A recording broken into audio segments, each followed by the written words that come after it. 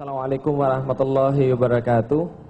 Bertahun-tahun yang lalu tatkala Ismail masih di dalam kain lampin, belum lagi bisa berbicara dan belum lagi bisa mendengar dengan sempurna, maka saat itu pula ada cerita yang sangat luar biasa. Nabi Ibrahim mengantarkan mereka ke lembah Makkah yang sekarang jadi lembah Makkah, kemudian meninggalkan mereka di sana sendirian, tanpa ada orang satupun, tanpa ada tanaman, tanpa ada binatang, di tengah-tengah kering kerontangnya tandus sebuah gurun dan tidak ada apapun selain pasir dan angin yang sangat kuat. Maka saat itulah Nabi Ibrahim meninggalkan, kemudian Siti Hajar bertanya, "Wahai Ibrahim, mau kemana engkau?" Nabi Ibrahim tidak bisa menjawab karena dia khawatir bahwa ketetapan hatinya akan goyah. Maka dia terus berjalan ke arah sebelah utara. "Wahai Ibrahim, mau kemana engkau?" Pertanyaan kedua kemudian dilayangkan. Nabi Ibrahim juga tidak menjawab karena dia takut ketetapan hatinya akan hilang. Maka dia berjalan lagi ke sebelah utara. Maka saat itu lagi ditanyakan oleh Siti Hajar, "Ibrahim, apakah ini adalah perintah Allah engkau meninggalkan aku dan anakku ini?" Ketika pertanyaannya diganti dengan nama Allah, maka Nabi Ibrahim menjadi sadar bahwa istrinya meminta di atas nama Allah. Maka dia berbalik kemudian menatap istrinya dengan penuh kasih sayang. Dia menatap anaknya yang dia sudah tunggu-tunggu selama bertahun-tahun. Kemudian berkata pada istrinya, "Iya, ini adalah perintah Allah." Maka saat nama Allah disebutkan, apa kata Siti Hajar? "Kalau gitu pergilah wahai suamiku, sesungguhnya Allah, dia tidak akan sekali-kali meninggalkan dan menelantarkan kami. Pergilah." Jawaban yang sama yang diajarkan oleh ibunya, beda 180 derajat dengan anak yang lain. Suatu waktu ketika air sudah meninggi, sedangkan tidak ada satupun yang mengapung di antara daratan kecuali satu perahu besar, Nabi Nuh memanggil anaknya, "Wahai anakku, wahai anakku, wahai anakku, ayo masuk kemari, anakku, ayo masuk kemari." Maka dikatakan oleh anaknya tadi, "Tidak, terima kasih wahai ayahku, aku naik ke atas gunung saja. Aku naik ke atas gunung saja karena air tidak akan bisa mencapai gunung yang tinggi."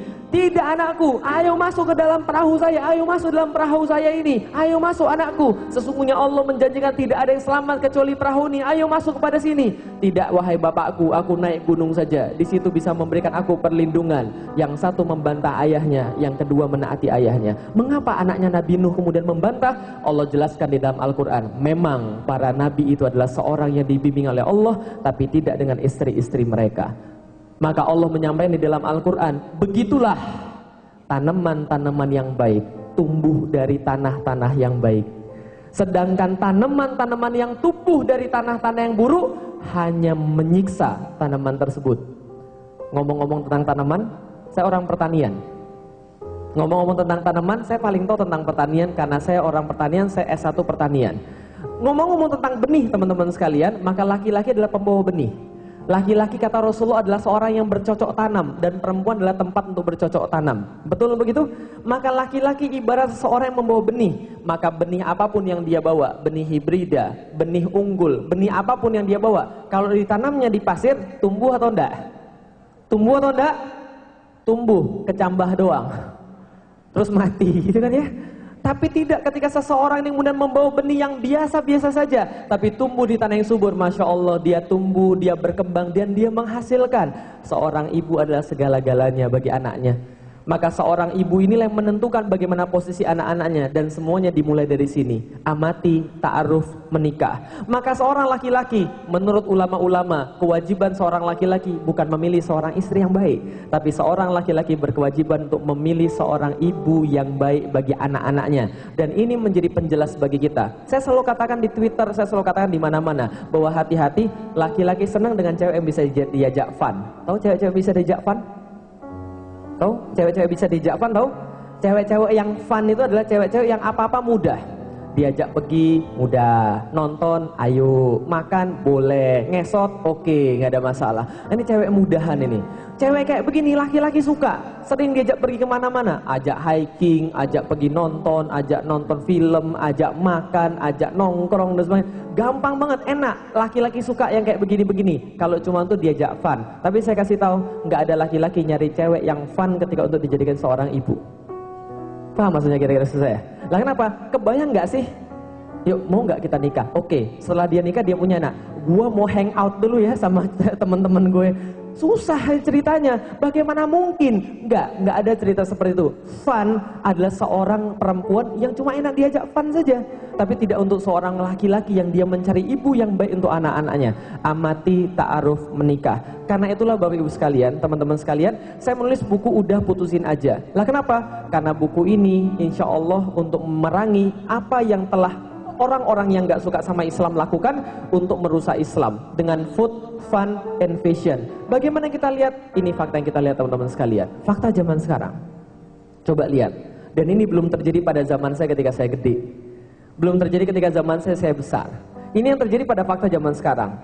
51% penduduk Jakarta sudah tidak perawat. Jabodetabek 50% artinya apa? 1 di antara 2, 1 out of 2. 1 di antara 2. Oh, nggak mungkin. Ini datanya nggak valid, datanya nggak akurat. Tenang, diatur lagi. Pada tahun 2008, 2 tahun setelah survei yang barusan, dibuat survei yang lain oleh KPAI, Komisi Perlindungan Anak Indonesia, yang mereka dapat faktanya yang seperti ini. Ini baru hubungan antara laki-laki dengan wanita. 62,7% remaja sudah tidak perawan lagi. 62,7% berapa? Remaja sudah tidak perawan lagi. Luar biasa mengerikan. Lah kenapa? Ini fakta yang terjadi. 62,7%. Fakta yang tidak bisa kita abaikan begitu saja. Banyak orang mengatakan, ini faktanya nggak akurat. Betul, karena ini baru fakta hubungan antara lawan jenis, belum hubungan antara sesama jenis. Berwaktu-waktu yang lalu kita sudah diperingatkan bahwa Indonesia dari semenjak merdeka sampai sekarang adalah negara yang pedofilinya terbanyak. Kenapa bisa begitu? Nih faktanya, banyak orang-orang yang tidak tahu bahwa kita dihantui oleh segala macam. Seorang orang tua dihantui ketika dia mengandung anaknya 9 bulan 10 hari, mengeluarkannya dengan seluruh taruhan jiwanya, tapi ternyata mereka diancam oleh hal-hal yang seperti ini. Ada nggak sih orang tua yang tega anaknya dihamili oleh orang atau menghamili anak orang gitu? Nggak ada. Coba lihat ini fakta yang demikian berbahaya. Ustadz, berarti ini kan nggak semuanya gara-gara pacaran. Betul, pacaran belum tentu berzina, tapi zina semuanya diawali daripada pacaran. Kok bisa begitu? Karena setan tuh ada di mana-mana teman-teman sekalian. Khususnya setan demen sama orang-orang yang berdua-duaan. Loh, enggak Ustadz, saya pacarannya enggak berdua-duaan, saya pacar-pacarnya enggak ngapa-ngapain kok Ustadz. Ya kalau enggak ngapa-ngapain ya ngapain pacaran. Oh Ustadz, enggak Ustadz, saya pacaran cuma pegangan tangan doang Ustadz, enggak ada yang lain selain itu. Kalau cuma pegangan tangan doang, saya kasih tahu pada mbak-mbak sekalian yang ada di sini nih, kalau pacaran Anda cuma cukup pegangan tangan doang, hati-hati, Anda harus mulai mempertanyakan dia laki-laki sejati atau bukan. Ya, karena kenapa? Laki-laki sejati tidak akan cukup pada pegangan tangan. Betul begitu? Nah, ini baru laki-laki sejati. Betul katanya. Nah iyalah, masuk sudah maksiat, dosa, rugi lagi itu kan ya. Nggak mau. Laki-laki semuanya pasti pengen lebih daripada pegangan tangan. Lah kenapa? Karena saya laki-laki tahu persis. Karena saya laki-laki juga pasti pengen lebih daripada pegangan tangan. Oh Ustadz, berarti laki-laki dong yang nafsu. Betul, laki-laki yang nafsu. Kalau laki-laki nggak nafsu, kita nggak ada, Bapak Ibu sekalian. Nggak ada teman-teman sekalian kita kalau laki-laki nggak nafsu. Nah, karena sudah tahu nafsu ya jangan dicoba-coba. Karena inilah kemudian cara untuk mengamati bukan dengan pacaran. Saat kalau nanti nggak pacaran berarti seperti beli kucing dalam karung dong. Oke, ngomong-ngomong tentang beli kucing dalam karung. Nih lihat nih. Kenyataan zaman sekarang. Ini adalah fakta. Ini data. Orang bisa berkata-kata tapi kita pakai data. Data zaman sekarang bahwa banyak orang berselingkuh ketika dia pun sudah menikah. Pertanyaan saya sederhana. Yang kayak begini-begini, apakah menggambarkan kesuksesan orang pacaran untuk mengenal pasangannya? Kenal nggak kalau begini? Enggak. Semua orang pacaran ketika sudah nikah, untuk pertama kali ketika dia sudah nikah, dia kaget. Kamu dulu nggak begini deh. Nah kenapa? Tiba-tiba dia seolah-olah menikahi seorang cowok yang berbeda, yang dia kenal seperti bagaimana dia pacaran. Betul? Ada nggak orang pacaran kentut sembarangan? Nggak ada kan ya? Mendadak setelah nikah dia kentut sembarangan. Dulu kamu nggak gitu deh. Maka ini perkara-perkara kayak begini loh. Pacaran tuh cuma penipuan saja. Yang dilihat yang baik-baik saja. Yang jelek-jelek disembunyikan rapat-rapat. Loh enggak Ustadz, pacar saya dari awal juga sudah kelihatan jeleknya. Dari awal juga kelihatan jelek, apalagi nanti. Gitu kan ya. Lebih parah lagi. Loh enggak ada jaminan orang pacaran bakal langgeng rumah tangganya. Enggak ada jaminan. Ya Ustadz, kalau gitu orang pacaran memang enggak ada jaminan Ustadz. Tapi kalau orang taruh memang ada jaminan. Enggak ada juga. Lah terus jaminannya apa? Nanti kita lihat. Karena orang ta'aruf tuh banyak banyak visi, banyak alasan, banyak latar belakang. Lah makanya kalau ta'arufnya salah wajar. Tapi ternyata ini tidak mesti orang pacaran itu ternyata punya sebuah kelanggengan. Tidak mesti. Ini contohnya. Lah kalau enggak kemudian kita pacaran terus gimana? Kita ta'aruf. Gimana cara ta'arufnya? Nih kalau gitu kita lihat lagi sebelumnya. Nih kejadian 3 di antara 2 laki-laki selingkuh. Berlebihan nggak Ustadz? Loh, itu memang berlebihan judulnya. Seolah-olah ingin menggambarkan bahwa seolah-olah laki-laki itu selingkuh semuanya. Lah kenapa selingkuh semuanya? Kalau bukan karena Allah, lantas apalagi laki-laki nggak selingkuh? Kalau bukan karena Allah, lantas apalagi laki-laki nggak selingkuh? Oh, karena dia sudah punya istri. Loh, coba bayangin ya. Ini laki-laki sebelum dia nikah sudah berani pegang tangan ceweknya. Terus bila I love you, I miss you, I need you, you are segala-galanya dan sebagainya gitu kan ya. Oh, gombal luar biasa. Berani tuh, padahal belum ada jaminan nikah, belum ada akad nikah, belum ada apa-apa, berani. Pertanyaan saya sederhana, pas dia sudah nikah, apa yang menghambat dia untuk bilang kayak begitu pada cewek yang lain? Nggak ada, karena dia sudah latihan ketika pacaran. Maka wajar tatkala sudah menikah, mereka selingkuh. Nah, kalau gitu bagaimana caranya untuk mengamati? Nih, yang pertama adalah gimana caranya untuk mengamati. Untuk jadi sesuatu yang untuk jadi seseorang yang siap nikah, nih yang pertama kali, pantaskan diri. Pantaskan diri, ini penting banget. Lah kenapa? Banyak orang mau nikah tapi nggak mau mantasin diri, khususnya laki-laki. Lah kenapa khususnya laki-laki? Lihat nih, dalam sebuah forum-forum yang mempelajari bagaimana caranya nikah, selalu perempuan yang paling banyak. Lah kenapa? Perempuan peduli tentang masa depan karena mereka tahu saat mereka memberikan segala-galanya mereka nggak bisa balik lagi. Paham? Tapi laki-laki kebanyakan nggak mau belajar. Lah kenapa? Laki-laki tahu, walaupun mereka sudah memberikan segala-galanya, tetap mereka nggak bisa memberikan segala-galanya. Paham ya? Maka sekarang laki-laki jarang belajar. Nih yang depan-depannya yang sudah mau belajar, ini sudah pertanda yang baik. Promosiin kan? Bersyukurlah. Dengan anak itu pertama, memantaskan diri. Memantaskan diri itu maksudnya apa? Membuat diri kita pantas. Maksudnya apa? Pantas jadi seorang suami dan pantas jadi seorang bapak. Contoh gimana? Felix Xiao, 18 tahun saya masuk Islam. Sebelumnya saya pacaran. Iya, jadi kalau ada yang nanya Felix Xiao pernah pacaran nggak sih? Pernah. Kapan? Pas masih kafir. Ya. Jadi setelah saya masuk Islam, saya putusin pacar saya. Lah kenapa saya putusin? Karena saya nggak sanggup menikahi dia. 18 tahun saya masuk Islam, saya sudah pacaran 4 tahun. Apa yang terjadi kalau orang sudah pacaran 4 tahun? Wah, luar biasa. Berarti Ustadz sudah pernah menghamili anak orang dong. Alhamdulillah, saya sudah pernah menghamili 5 kali anak orang. Yang 1 gugur, yang 4 jadi anak istri saya itu. Gitu kan ya. Lah, kalau itu pas pacaran pernah menghamili anak orang? Alhamdulillah belum. Lah kenapa? Beda. Zaman saya itu zamannya belum se-ekstrim zaman sekarang. Zaman dulu saya bahkan nggak tahu gimana caranya orang bisa hamil. Paham nggak maksudnya kira-kira saya? Zaman dulu saya tinggal di Palembang, pikir saya cewek itu bisa hamil gara-gara ciuman. Loh kok bisa begitu? Belajarnya kan dari TV. Di TV kan ada sinetron tuh, cewek lihat-lihatan, deket-deketan, terus ciuman, selalu blackout, hitam semua. Setelah itu scene-nya ganti. Apa ganti scene-nya? Sudah hamil. Pikiran saya apa? Oh, ini hamil gara-gara ciuman ini. Berarti saya bilang pertama kali sama cewek saya dulu, kita boleh pacaran tapi kita jangan ciuman. Lah kenapa? Saya belum sanggup kalau kamu hamil. Lah kenapa? Karena tahunnya saya begitu, saya nggak tahu apa-apa. Mungkin karena kalau saya hidup di zaman ini, mungkin iya, 4 tahun saya pacaran, saya mungkin sudah menghamili anak orang. Tapi untungnya belum. 18 tahun Felix Xiao masuk Islam, 18 tahun Felix Xiao kemudian mutusin pacar. Lah kenapa? Karena saya belum siap nikah. Setelah 18 tahun kemudian saya masuk Islam, saya bilang sama pada bapak saya, Pi, Felix mau nikah, boleh nggak? Bapak saya bilang, ah, mau nikah? Lu gila lu ya? Nafsu lu ya? 18 tahun ngomong mau nikah, bapak mana yang gak stres gitu kan ya. Dia bilang duit dari mana, makanya tenang, Allah akan membantu. Oh, makin dimarahin saya, lillahi ta'ala kan? Makin diomelin, lu gila lu ya, nafsu lu ya. Dan oh marah panjang. Jadi akhirnya saya bilang begini dalam hati saya, ngiyakinin orang tua saya aja saya nggak mampu, apalagi meyakinkan orang tuanya dia, ya pasti lebih nggak mampu lagi. Maka sejak saat itu saya mundur teratur. Mundur teratur apa? Nggak apa-apa, mundur 1 langkah untuk mundur berlangkah-langkah. Oh salah, mundur 1 langkah untuk maju kemudian berlangkah-langkah. Nggak apa-apa, kayak main catur, kadang-kadang harus mundur dulu gitu kan ya. Nah setelah mundur saya mikir apa? Nanti saya buktiin sama bapak saya. Gimana cara buktinya? Memantaskan diri. Apa dalam kepala saya? Saya harus bisa melakukan apa yang dia lakukan sehingga dia nggak ada alasan lagi untuk menunda pernikahan saya. Paham?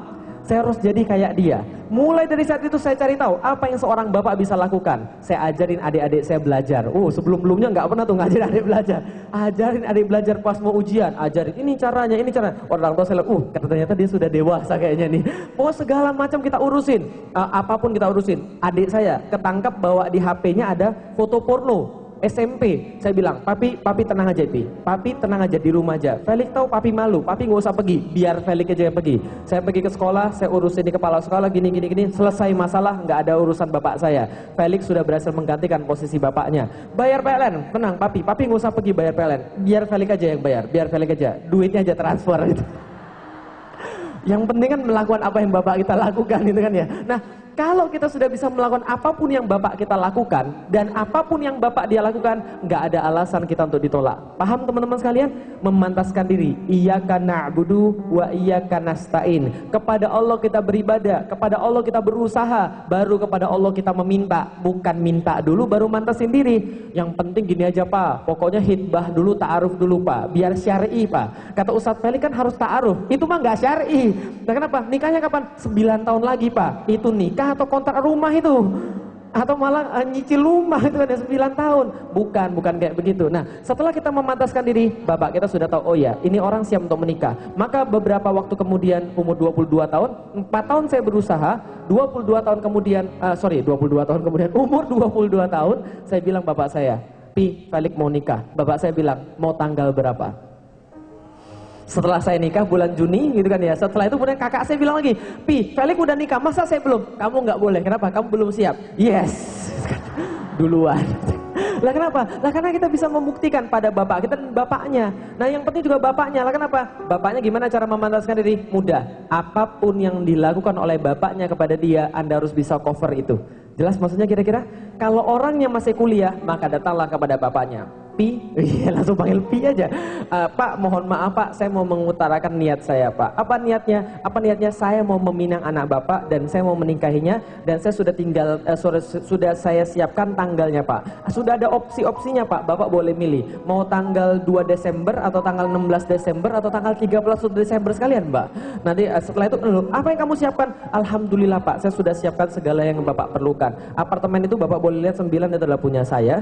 Nah, saya sudah menyiapkan itu semua dan saya sudah menghafalkan 32 juz Al-Quran Pak, alhamdulillah. Dari mana 32 juz Al-Quran? Nah, kalau Anda bisa datang semacam itu, insya Allah bapaknya pasti mau. Lah kenapa? Karena saya ayah daripada anak perempuan dan saya tahu itu.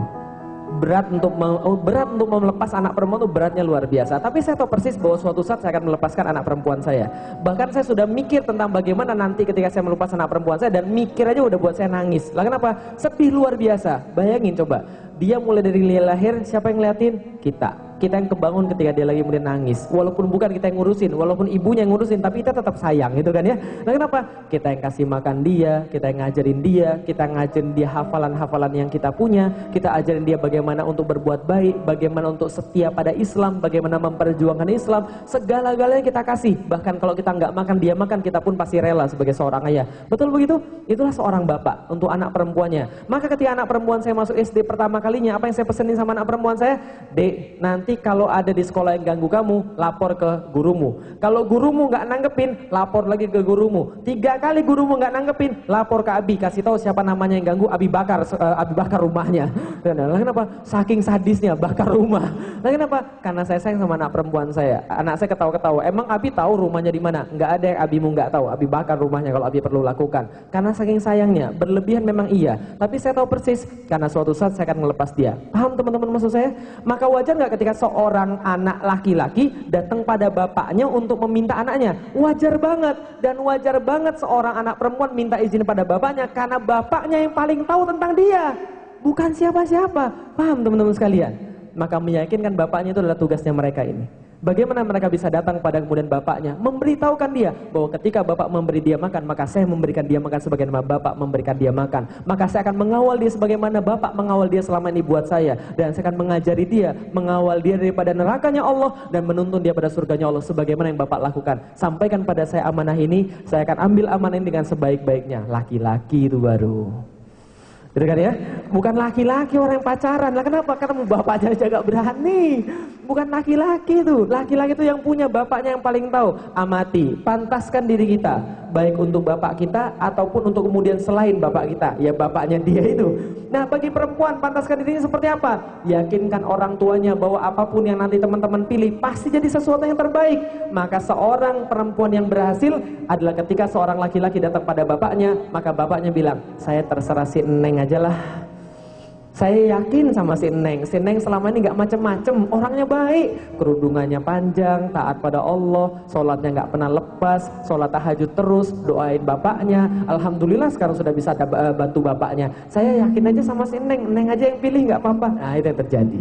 Kalau Anda sudah bisa meyakinkan bapak Anda, nah makanya dari sekarang sering-sering ke dapur, bedain lengkuas mana, jahe mana, gitu kan ya. Belajar masak dulu, gitu kan ya. Minimal masak air, masak mie, gitu kan ya.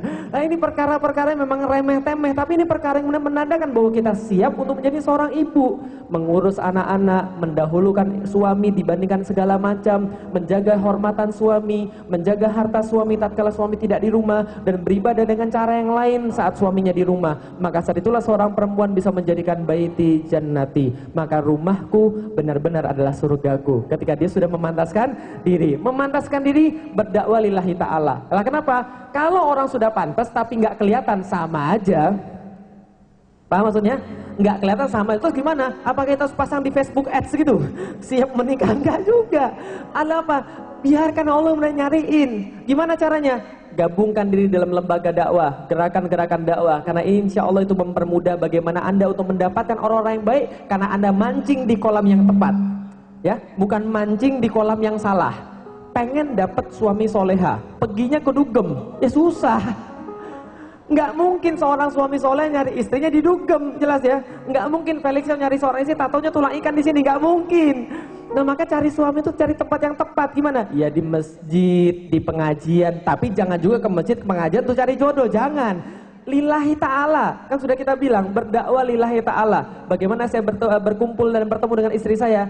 Dakwah lillahi ta'ala. Dia dakwah, saya dakwah. Kita sama sekali nggak tahu. Lah kenapa? Kita satu kelas, sama-sama di IPB, cinta lokasi. Cie, itu kan ya, lumayan. Nah, tapi sama-sama pengemban dakwah. Karena sama-sama pengemban dakwah, saya tahu siapa dia dan saya tahu apa aktivitas dia. Sehingga saya siap untuk menikahi dia karena saya tahu aktivitas dia adalah lillahi ta'ala. Maka setelah saya menikah, berbeda visi saya dengan sebelum saya menikah. Apa visi saya? Besok Felixio akan pergi kemana-mana. Walaupun itu belum saya lakukan pada zaman dulu, tapi ketika saya menghitbah istri saya katakan, siap nggak kamu untuk ditinggal? Siap nggak kamu untuk kemudian ditinggal kemana-mana untuk berdakwah? Siap nggak untuk didoakan oleh Allah dan Rasulnya? Dia katakan, saya siap mendukung dan saya siap untuk berada di belakangmu. Selesai. Lah kenapa? Sama-sama aktivis dakwah. Maka ada sebuah slogan di antara aktivitas dakwah, mau dibini baru dibina atau dibina baru dibini.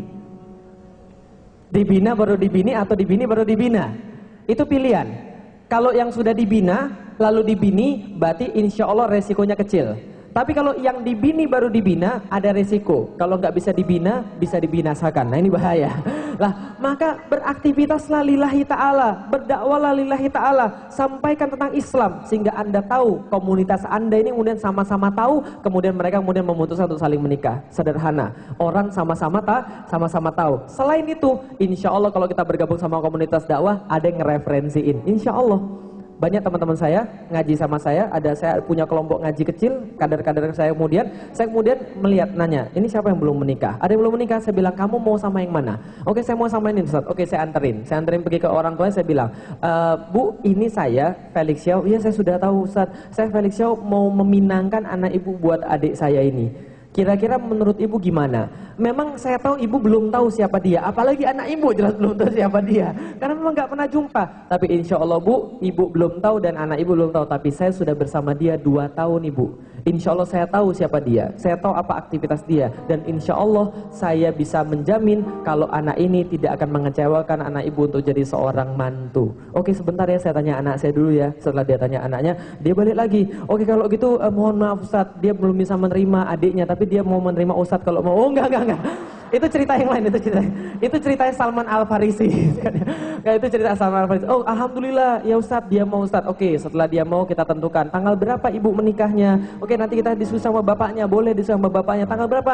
Oke, tanggal segini. 2 bulan lagi nggak ada masalah. Waduh, 2 bulan terlalu deket deh. Kalau gitu kita mundurin aja 3 bulan boleh? Boleh, nggak ada masalah. Mundurin 1 tahun. Oh, jangan 1 tahun Bu, ini sudah susah ini Bu kalau untuk ditunda-tunda lagi. Kalau ibu tidak mau nanti saya cari yang lain. Gitu, nah makanya adalah diskusi, negosiasi. Oke, kalau gitu ditentukan 3 bulan kemudian, taruhlah dia 3 bulan kemudian. Di situ dia boleh mengatakan apapun, nanti kita bahas setelah ini ya. Tapi yang jelas apa? Itu cara mengamati. Pantaskan diri berdakwah lillahi ta'ala. Itu perkara-perkara yang bisa kita kuasai. Ada perkara-perkara yang nggak bisa kita kuasai. Gimana caranya? Sorry, sebelumnya saya kasih tahu dulu nih, lelaki seperti apa yang kita inginkan dan perempuan seperti apa yang kita inginkan. Sorry sebelumnya, panitia waktu saya sampai jam berapa?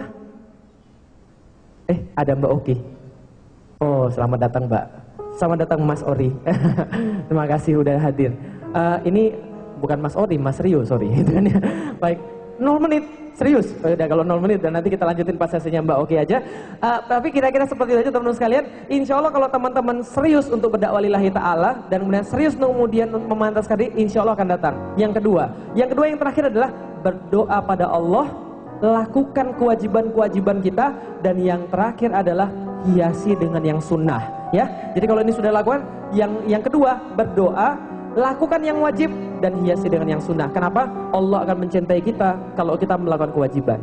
Setelah Allah mencintai kita, kita hiasi dengan amalan-amalan sunnah. Kalau sudah amalan sunnah yang terjadi, Allah mencintai kita, dan apapun yang kita minta Allah akan pasti kabulkan. Insya Allah nanti saya sampaikan hadisnya. Terima kasih. Assalamualaikum warahmatullahi wabarakatuh. Sensor pertama adalah papa saya dulu.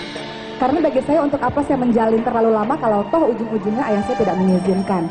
Akhirnya pada setiap laki-laki yang datang, saya katakan pada mereka kalau memang ingin sama saya mau menikah, langsung ketemu sama papa saya.